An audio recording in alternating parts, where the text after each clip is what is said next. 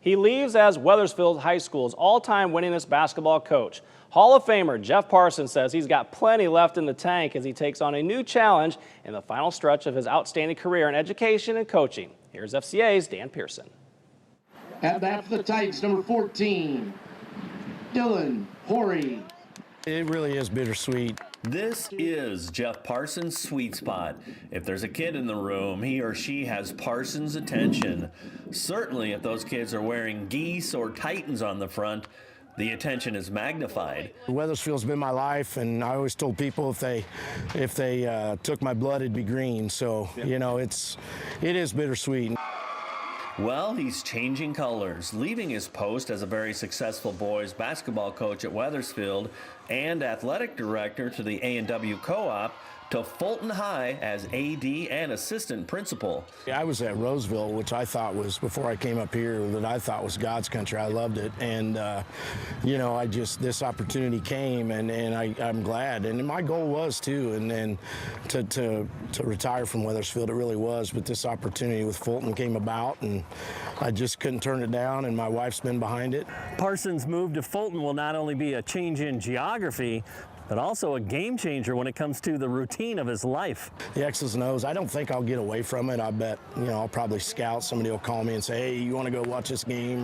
But, you know, I'm going to be watching a lot of the Fulton games. They had a great year last year, and RJ does a great job, and Pat Lower does a great job, and I got to meet their track coaches there at that sectional the other day. I mean, they got a good staff of coaches and teachers, and, you know, the admin has been great. So, I'm just looking forward to being a little piece of the puzzle like I am here. The pieces fit nicely as Parsons moves to another school district that values sports and how they fit into a memorable and positive school experience. We always preach multi-sport and go out for every sport. And, you know, we got guys that are football first, baseball first, basketball first, and they just fall into their role during the seasons, and that's why we've had such great success. It's the relationships, it's everything that you have with kids, and the communication piece, and ones that go on and do great things, you know, whether they're in the work trade or in college, and those are the relationships. It's always been about the kids for me.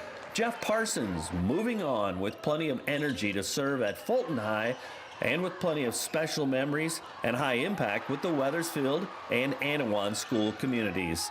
With the FCA Story of the Week, I'm Dan Pearson. Thanks, Dan. Time to announce this week's Midwest Technical Institute score standouts. We head down to Charleston for a couple of state champs. Geneseo junior Annie Worth wins her second straight high jump and sets a new PR, jumping 5 feet 10 inches.